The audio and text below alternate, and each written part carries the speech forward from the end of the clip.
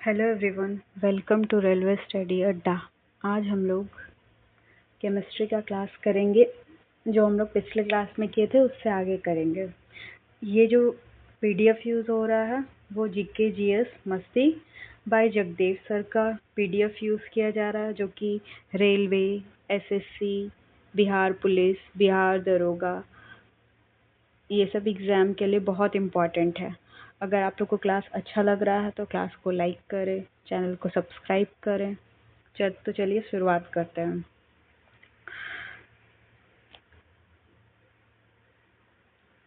Rutherford का परमाणु model.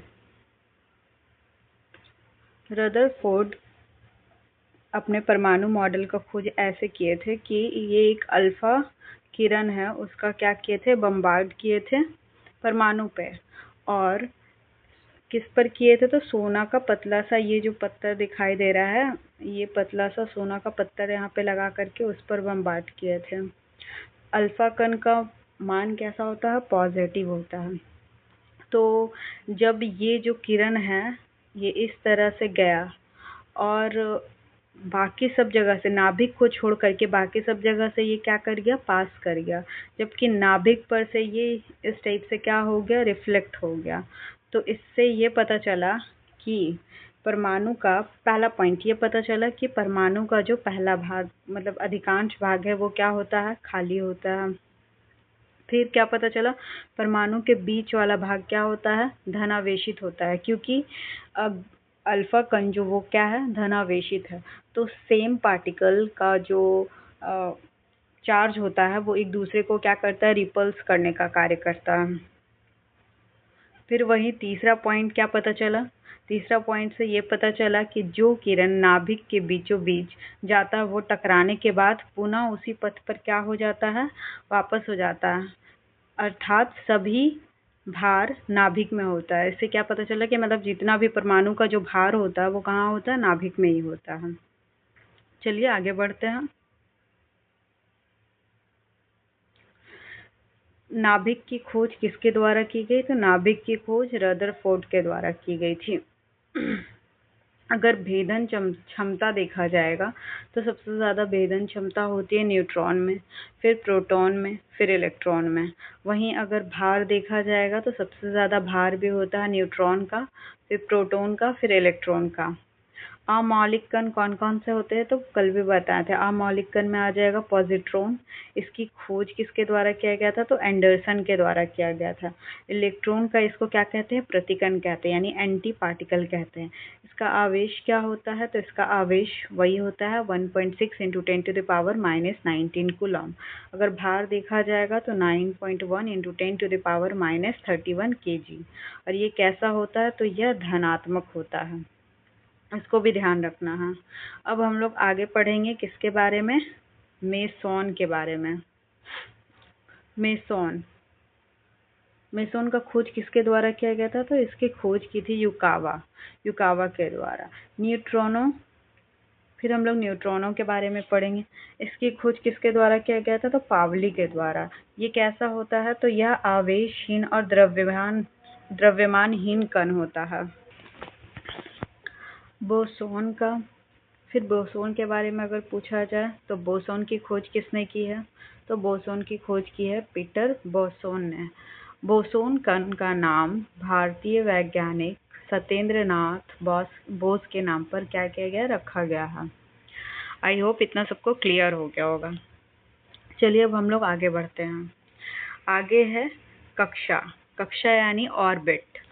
कक्षा किसको कहते हैं, तो नाभिक के चारों तरफ एक वृत्ताकार जो पथ होता है, यानी कि ये है मेरा नाभिक, ये नाभिक है। नाभिक के चारों ओर इस टाइप से जो वृत्ताकार कण हो गए, यही क्या कहलाएगा, कक्षा कहलाएगा। इसका नाम होता है, जैसे कि कक्षा को हम लोग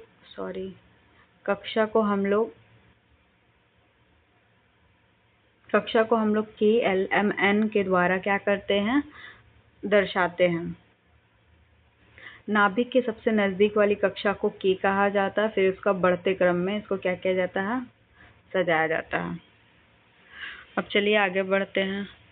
अब है पढ़ना है हम लोगों को बोरबरी का सिद्धांत मॉड्यूल मतलब मॉडल यानी उनका सिद्धांत के बारे में। बोरबरी के अनुसार बोरबरी का जो मॉडल है उनके अनुसार इलेक्ट्रॉन जो है उसी कक्षा में चक्कर लगाएगा जिस कक्षा में कोणीय संवेग NH बटा में 2 पाई हो। H का मतलब N का मतलब यहाँ कक्षा की संख्या, H का मतलब प्लैंक नियतांक है। कोणीय संवेग क्या NH बटा में 2 पाई।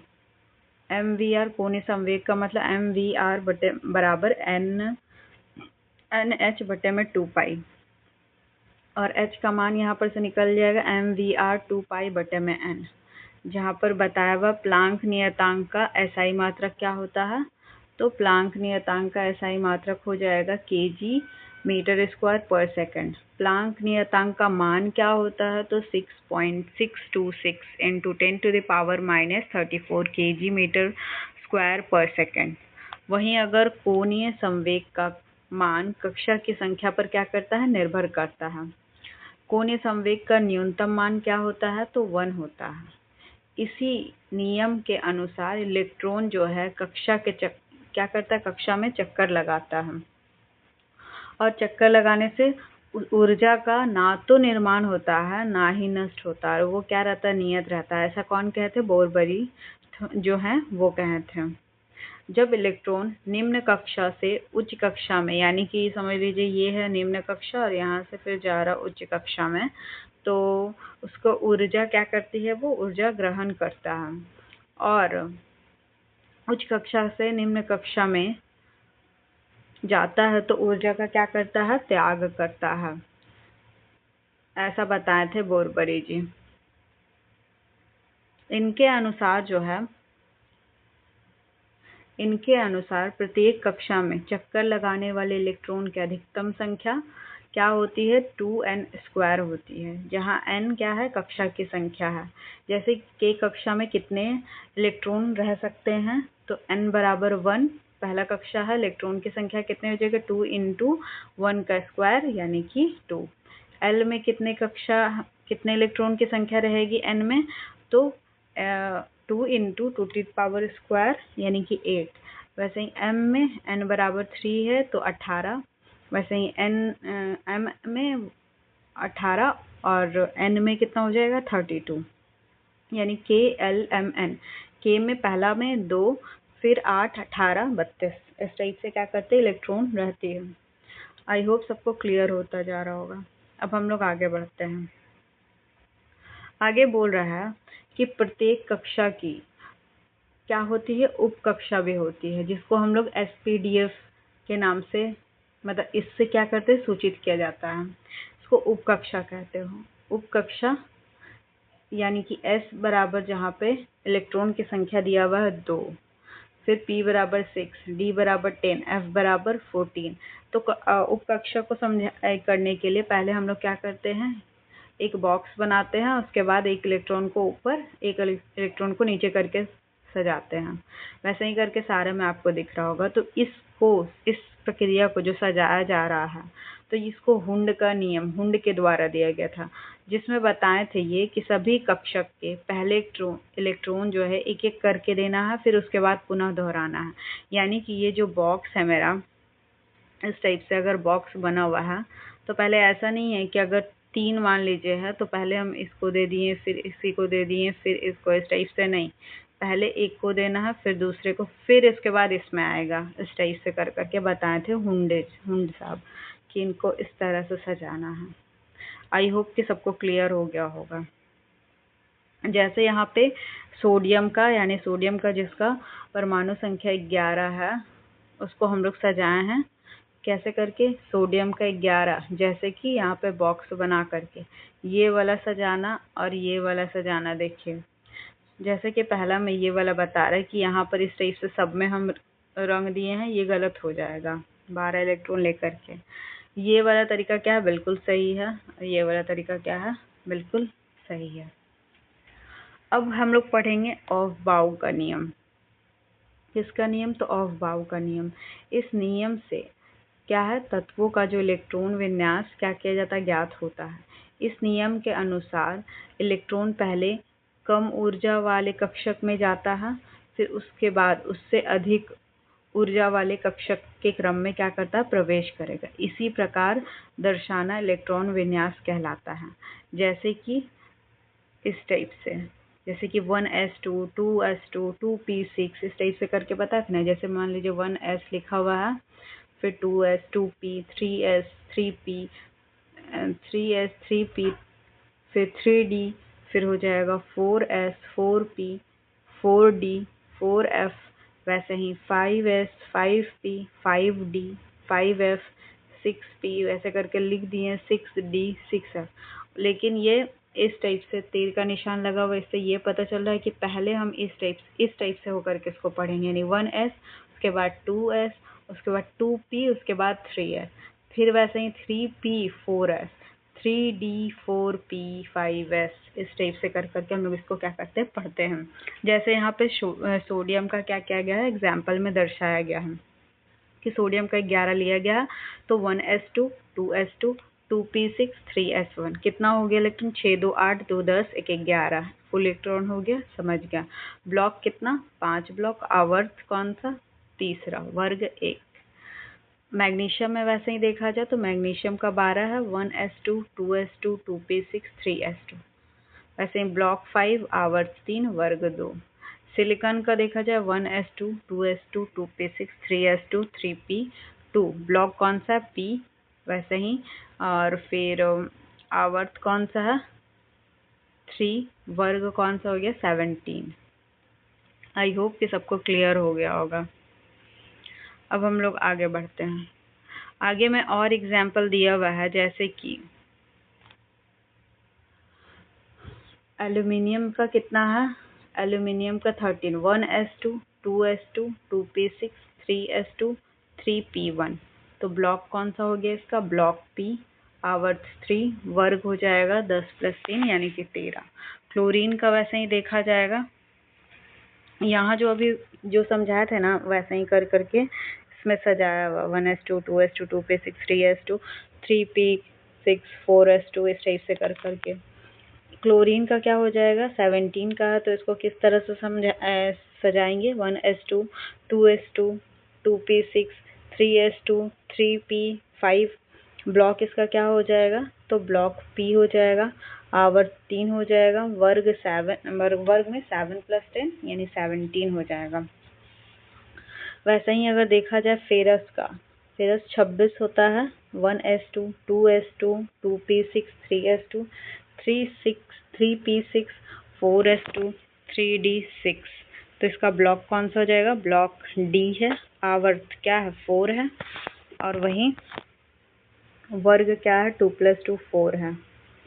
कैल्शियम का देखा जाए तो calcium 20, 1s2, 2s2, 2p6, 3s2, 3p6, 4s2, यानी कि ब्लॉक कौन सा हो गया, s, आवर्त कौन सा हो गया, 4, वर्ग कौन सा हो गया, 2। ऑफ बाउ के नियम का अपवाद कौन सा है, तो ऑफ बाउ के नियम का अपवाद है कैल्शियम।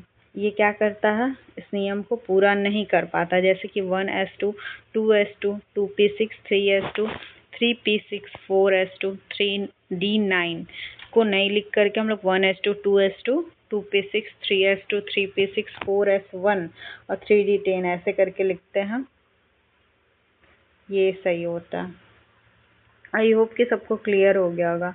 वैसे ही और अपवाद है, जैसे कि क्रोमियम 24, इसका क्या है, ये भी अपवाद है, यानी कि 1s2, 2s2, 2p6, 3s2, 3p6, 4s2 और 3d4। लेकिन इसको लिखने का तरीका क्या हो जाता है, 1s2, 2s2, 2p6, 3s2, 3p6, 4s1 और 3d5, तो इसका ब्लॉक क्या हो जाएगा, d, आवर्त 4 और वर्ग 5 + 2 7। वैसे ही अगर देखा जाए तो Ag का यानी सिल्वर का क्या हो जाएगा, 47, इसका ये है 1s2, 2s2, इस टाइप से, मतलब ये लिखना क्या है, गलत है, यानी 1s2, 2s2, 2p6, 3s2, 3p6, 4s2, 3d10, 4p6, 5s2, 4d9, तो इसका लिखने का तरीका फिर सही क्या हो जाएगा, तो 1s2, 2s2, 2p6, 3s2, 3p6, 4s2, 3d10, 4p6, 5s1, 4d10। ये क्या है, बिल्कुल सही है। वैसे ही अगर AU यानी कि ऑरम का सोना का अगर देखा जाए तो क्या हो जाएगा, तो 79 इसका एटॉमिक नंबर हो गया। 1s2, 2s2, 2p6, 3s2, 3p6, 4s2, 3d10, 4p6, 5s2, 4d10। तो इसको लिखने का तरीका यहाँ पर ये क्या है, बिल्कुल सही, यानी कि 5p6, फिर इसे को आगे बढ़ाते हुए 6, 5, 1, 4f, 14, 5d10। इसका ब्लॉक नंबर क्या हो जाएगा, D आवर्त 6 वर्ग 9 + 2 11। अब हम लोग आते हैं परमाणु संख्या। परमाणु संख्या किसको कहते हैं? परमाणु संख्या को हम लोग क्या करते हैं, Z से दर्शाते हैं। परमाणु संख्या को क्या करते हैं, Z से दर्शाया जाता है। फिर वैसे ही इसकी खोज किसके द्वारा की गई थी, तो मोसले के द्वारा की गई थी। परमाणु संख्या क्या होता है, तो प्रोटॉन की संख्या को ही क्या बोलेंगे, अर्थात किसी भी नाभिक में उपस्थित प्रोटॉन की संख्या को, वही चीज है क्या कहते हैं, परमाणु संख्या कहते हैं। परमाणु द्रव्यमान पूछेगा, परमाणु द्रव्यमान क्या है, तो परमाणु द्रव्यमान हो गया। परमाणु द्रव्यमान को हम लोग सूचित करते A से, एटॉमिक नंबर को Z से, इसको A से। वहीं अगर देखा जाए किसी परमाणु के नाभिक में उपस्थित न्यूट्रॉन और प्रोटॉन दोनों का योग क्या कहलाता है, परमाणु द्रव्यमान कहलाता है। अर्थात इसी को हम लोग A बराबर क्या लिख सकते हैं, P+N लिख सकते हैं।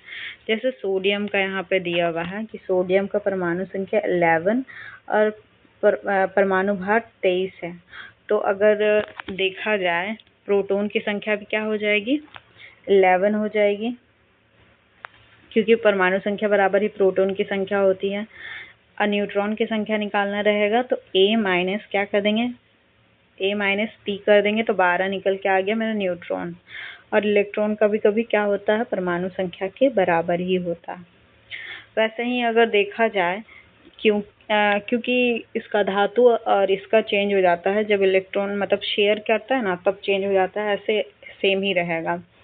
क्लोरीन का फिर क्या हो जाएगा, क्लोरीन का कितना है, परमाणु ये संख्या कितना है 17 और परमाणु भार कितना है 35। तो Z मेरा कितना दिया हुआ 17, इलेक्ट्रॉन मेरा 17, प्रोटॉन 17, N बराबर क्या हो जाएगा 35 में से, यानी कि इसमें से ये घटा देंगे तो क्या हो जाएगा, निकल जाएगा मेरा न्यूट्रॉन की संख्या। यहाँ पे तो A का मान है। चलिए अब आगे बढ़ते हैं। ऐसे ही यूरेनियम का दिया हुआ है। यूरेनियम में क्या हो जाएगा, यूरेनियम का परमाणु संख्या 92 और 235 है इसका परमाणु भार। Z बराबर 92, इलेक्ट्रॉन बराबर है 92, प्रोटॉन बराबर भी। न्यूट्रॉन निकालने के लिए परमाणु भार में से इसको घटा देंगे, आ जाएगा मेरा, ये तो ऑटोमिक दिया वही है, एटॉमिक मास। वैसे ही चौथा, अब यही चीज बताना चाह रहे थे, जैसे Na पे प्लस दिया हुआ है, ये मेरा परमाणु संख्या है, थोड़ा सा इसको नीचे कर, ये मेरा क्या है, परमाणु संख्या है, ये मेरा परमाणु भार हो गया। Z बराबर तो जान रहे परमाणु जो संख्या वो 11, प्रोटॉन का संख्या भी मेरा 11 ही हो गया। वहीं अगर इलेक्ट्रॉन की संख्या दिया रहेगा, जैसे अगर प्लस चार्ज रहेगा तो हम क्या करेंगे, परमाणु संख्या में से एक माइनस कर देंगे, यानी कि प्लस चार्ज रहेगा तो माइनस करना है, माइनस चार्ज रहेगा तो +1 करना है, यानी इलेक्ट्रॉन की संख्या कम हो जाएगी। अब वहीं N निकालना रहेगा तो जान ही रहे हैं, सोडियम इसमें से यानी परमाणु संख्या में से, परमाणु भार में से परमाणु संख्या निकालेंगे, ये तो दिया हुआ ही है। सोडियम के पास धनावेश है, अर्थात यह एक इलेक्ट्रॉन क्या करता है, त्याग करता है। धनावेश जिसके पास ज्यादा पैसा, समझ लीजिए इस तरह से याद रखिए, जिसके पास ज्यादा पैसा है, पैसा देने का कार्य, यानी दूसरे को अगर डोनेट करना रहेगा तो वही करेगा, इसीलिए यहाँ पे क्या कर रहा है, एक इलेक्ट्रॉन का डोनेट मतलब माइनस हो रहा है इसमें से। वैसे ही क्लोरीन का कितना है, क्लोरीन का अगर देखा जाए तो क्लोरीन का परमाणु संख्या 17 है, परमाणु भार देखा जाए तो 35 है, उसमें से एक इलेक्ट्रॉन क्या कर रहा है, वो ऋणावेश मतलब इस पर ऋण आवेश लगा हुआ है। तो अगर Z बराबर कितना है 17, P बराबर क्या हो जाएगा 17, वहीं इलेक्ट्रॉन इसमें क्या हो जाएगा, तो इलेक्ट्रॉन इसमें प्लस माइनस है तो प्लस होगा। तो A बराबर 35 दिया हुआ है, N निकल जाएगा 35 - 17 करके। फिर यही चीज को यहाँ पे दिया हुआ है कि क्लोरीन के पास क्या है, क्लोरीन के पास ऋणावेश है, अर्थात वो एक इलेक्ट्रॉन क्या करेगा, ग्रहण करेगा। वैसे ही एल्यूमिनियम के एग्जाम्पल दिया हुआ है कि एल्यूमिनियम में 13 है, ये 27 है, Z बराबर 13, A बराबर 27, प्रोटॉन की संख्या दिया हुआ है, इलेक्ट्रॉन की संख्या वही 13 हो जाएगी। N बराबर निकालना रहेगा तो 27 में से 13 माइनस कर देंगे। आई होप इतना क्लियर हो गया होगा। वही चीज़ यहाँ पे दे दिया है फिर एल्यूमिनियम का, अगर उसमें 3 चार्ज लगा हुआ है तो Z बराबर कितना हो गया 13, P बराबर 13, A बराबर 27, ये तो दिया वही इलेक्ट्रॉन की संख्या 13 माइनस 3 हो जाए। यहाँ एल्यूमिनियम क्या कर रहा है, 3 इलेक्ट्रॉन का त्याग कर रहा है। आई होप ये सारा चीज़ क्लियर हो गया होगा सभी को। अब हम लोग आते हैं नेक्स्ट टॉपिक, समस्थानिक, जिसको इसका इंग्लिश और हिंदी दोनों ही याद रखना मोस्ट इम्पॉर्टेंट है। यानी कि इसको ऐसे नहीं याद रखा है कि सिर्फ समस्थानिक, इसको याद रखना है कि आइसोटोप भी किसको कहते हैं, क्योंकि समस्थानिक कहीं कहीं पे बहुत सारे एग्जाम में आइसोटोप करके पूछा है। तो आइसोटोप क्या होता है, तो इनमें तत्वों की संख्या परमाणु की संख्या की क्या होती है, इसमें तत्वों की परमाणु संख्या क्या होती है, समान होती है, और परमाणु द्रव्यमान क्या होते हैं, भिन्न होते हैं। उसको क्या कहते हैं, समस्थानिक कहते हैं। जैसे हम लोग को याद है हाइड्रोजन का समस्थानिक क्या क्या होता है, protium, deuterium, tritium. Protium H यानी कि 1 और 1 मतलब परमाणु संख्या 1, परमाणु भार भी 1, H12, H13। तो Z बराबर इसमें 1 है, एटॉमिक मास 1 है, प्रोटॉन 1 है, इलेक्ट्रॉन 1 है, न्यूट्रॉन 0 हो जाएगा। यानी कि प्रोटियम ही एकमात्र ऐसा समस्थानिक है जिसमें न्यूट्रॉन नहीं पाया जाता है। इतना क्लियर हो गया। वहीं अगर देखा जाए ड्यूटेरियम में Z बराबर 1 है, A बराबर मेरा कितना दिया हुआ 2, इलेक्ट्रॉन का संख्या 1, प्रोटॉन की संख्या 1, N बराबर क्या हो जाएगा 2 माइनस 1। सॉरी थोड़ा सा क्लास डिस्टर्ब हो गया। अब हम लोग आते हैं नेक्स्ट ट्राइटियम। ट्राइटियम जैसे कि हम लोग जान रहे हैं कि इसका परमाणु संख्या कितना हो जाएगा 1, वैसे ही एटॉमिक 3, प्रोटॉन की संख्या 1, इलेक्ट्रॉन का संख्या अगर देखा जाएगा तो 1, फिर वैसे ही निकाल लेंगे हम लोग न्यूट्रॉन का संख्या क्या हो जाएगा 3 माइनस 1 2 हो जाएगा। चलिए अब हम लोग इससे आगे बढ़ते हैं। अब क्या बोल रहा है, अब कुछ इम्पॉर्टेंट नोट्स हैं जिसको ध्यान रखना बहुत ज़रूरी है। जैसे नोट नंबर 1, प्रोटियम जो है समस्थानिक के साधारण जल यानी H2O, साधारण जल H2O क्या करता है, बनाता है। इसका अनुभार 18 होता है। इसको भी अनुभार तो निकालना इजी है, जब आगे आएगा तो बता देंगे इसको।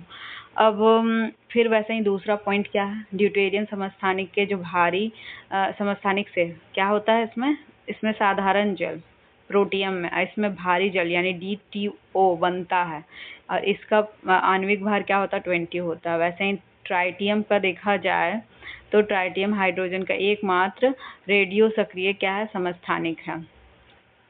अब अगला पे आते हैं, नाभिक के रिएक्टर में मंदक या विमंदक के रूप में किसका प्रयोग किया जाता, तो जल का, भारी जल का प्रयोग किया जाता। भारी जल यानी D2O का प्रयोग किया जाता नाभिक के रिएक्टर में, मंदक या विमंदक के रूप में। नाभिक के रिएक्टर में वहीं अगर देखा जाए नियंत्रक के रूप में, एकदम ये दोनों एकदम रटा हुआ रहना चाहिए अच्छे से, नियंत्रक के रूप में, मंदक के रूप में D2O का, और नियंत्रक के रूप में किसका यूज़ किया जाता, तो कैडमियम एवं बोरोन की छड़ का यूज़ किया जाता है।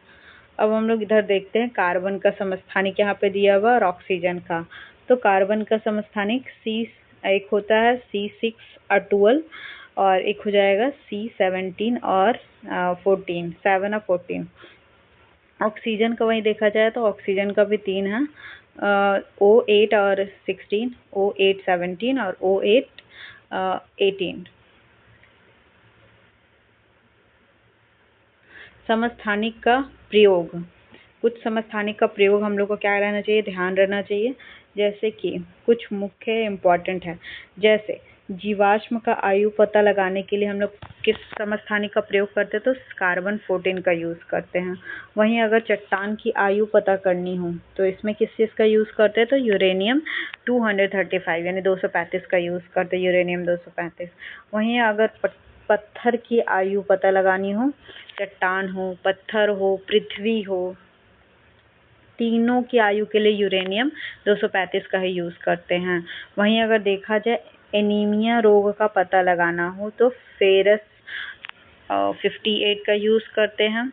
रक्त परिसंचलन या रक्त के थक्के का पता लगाने और तेल की कुआं का अध्ययन करने या पाइपलाइनों के रिसाव का पता लगाने में हम लोग इसका सोडियम 24 का यूज करते हैं। वैसे ही अगर देखा जाए अस्थि के उपचार में तो पोटेशियम फॉस्फोरस 32 का यूज करते हैं। वहीं अगर घेघा रोग में देखा जाए उपचार में आयोडीन 131 का यूज करते हैं। वहीं देखा जाए ट्यूमर की जांच के लिए हम लोग आर्सेनिक 74 का। वहीं अगर देखा जाए कैल्शियम के उपचार के लिए कोबाल्ट 60 का यूज करते हैं। अब हम लोग कुछ इम्पॉर्टेंट जैसे कैंसर के बारे में जानते हैं। कैसे होता है तो कोशिका का अनियंत्रित क्या होने लगता है, विभाजन होने लगता है। समस्थानिक मतलब इसका उपचार के लिए कैसे पता चलता है, C60 किरण कौन सा यूज किया जाता है तो गामा किरण का यूज करते हैं।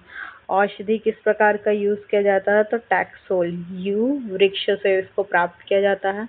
वहीं अगर देखा जाए तो कैंसर दिवस कब मनाते हैं तो 4 फरवरी को मनाया जाता है। इसकी उपचार विधि क्या है तो उपचार विधि है कीमोथेरेपी किया जाता है। अध्ययन इसका क्या कहलाता है, कैंसर का अध्ययन ऑन्कोलॉजी कहलाता है। ब्लड कैंसर को क्या कहते हैं तो ब्लड कैंसर को हम लोग ल्यूकेमिया कहते हैं। सबसे अधिक जो समस्थानिक पोलोनियम का है, कुल कितना समस्थानिक है 27 है पोलोनियम का, ध्यान रखना है। चलिए अब आगे बढ़ते हैं। अब हम लोग समभारिक, अगला टॉपिक क्या पढ़ेंगे, समभारिक, जिसको बोलेंगे आइसोबार। आइसोबार किसको कहते हैं तो विभिन्न परमाणु जिनका परमाणु भार क्या हो, समान हो, एक दूसरे के क्या कहलाते हैं, समभारिक कहलाते हैं। जैसे यहाँ पे लिखा हुआ है, जैसे कार्बन मतलब कि C614 और वैसे यहाँ पे दिया हुआ है नाइट्रोजन 7 of 14। तो परमाणु भार दिख रहा हो कि दोनों का क्या परमाणु भार सेम है जबकि परमाणु संख्या अलग अलग है। वैसे ही आर्गन और कैल्शियम का दोनों का परमाणु भार सेम है जबकि परमाणु संख्या अलग अलग है, परमाणु भार यहाँ पे सेम हो गया। वैसे ही अगला टॉपिक हम लोग आते हैं सम न्यूट्रॉनिक, जिसको आइसोटोन बोलेंगे। आइसोटोन किसको बोलेंगे तो विभिन्न तत्वों के परमाणु में क्या होता है, न्यूट्रॉन की संख्या समान होती है, उसको हम लोग सम न्यूट्रॉनिक बोलते हैं। जैसे कि यहाँ पे दिया हुआ है कार्बन और ऑक्सीजन, कार्बन C614 और O816। अब अगर दोनों में से घटाया जाएगा, न्यूट्रॉन की संख्या निकाला जाएगा तो कितना आएगा 8।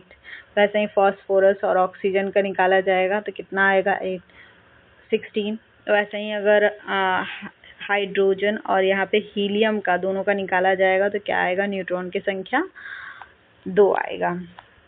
आई होप कि सबको क्लियर हो गया होगा। अब हम लोग उसके आगे टॉपिक सम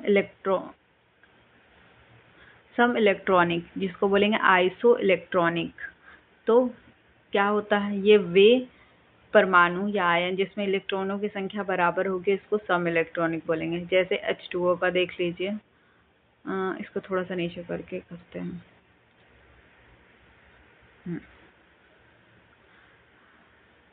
जैसे कि H2O का 1 × 2 + 8, तो इसमें 10 इलेक्ट्रॉन है। वैसे CH4 का 6 × 1 × 4, इसमें भी 10 इलेक्ट्रॉन। D2O का वैसे ही 10 इलेक्ट्रॉन, NH4 का 10 इलेक्ट्रॉन, Mg2 सबका, ये सबका कितना है Al + 3F माइनस, फिर हो जाएगा O पे -2, N पे प्लस मतलब -3। सबके इलेक्ट्रॉन की संख्या क्या है, समान है, तो ये क्या है, सब सम इलेक्ट्रॉनिक है। अब आ जा रहे हैं संयोजी इलेक्ट्रॉन किसको बोलते हैं तो संयोजी इलेक्ट्रॉन किसी परमाणु के बाह्यतम कक्षा में जो उपस्थित इलेक्ट्रॉन की कुल संख्या है वही क्या कहलाता है, संयोजी इलेक्ट्रॉन कहलाता है। यानी बाह्य कक्षा में जो सबसे लास्ट वाले कक्षा में बची हुई इलेक्ट्रॉन होती है। कोर इलेक्ट्रॉन किसको बोलते हैं तो कोर इलेक्ट्रॉन कहेंगे हम लोग जैसे किसी भी परमाणु के अंतिम कक्षा में इलेक्ट्रॉन को छोड़ करके जो उसके आंतरिक कक्षा वाले इलेक्ट्रॉनों की संख्या को क्या कहते हैं, कोर इलेक्ट्रॉन कहते हैं। जैसे कि मान लीजिए सोडियम है, तो सोडियम को लिखने का तरीका 2, 8 और 1 लिखाएगा, तो लास्ट वाला भी क्या हो गया, संयोजी इलेक्ट्रॉन की संख्या हो गया। बाकी जो 2 + 8 बचा ये क्या हो जाएगा, कोर इलेक्ट्रॉन हो जाएगा। वैसे ही अगर देखा जाए तो मैग्नीशियम का क्या हो गया, 2, 8, 2, तो लास्ट वाला जो कक्षा हो गया ये संयोजी इलेक्ट्रॉन हो गया। बाकी जो बचा शुरू वाला 2 + 8 क्या हो गया, कोर इलेक्ट्रॉन हो गया। आई होप कि इतना सबको क्लियर हो गया होगा।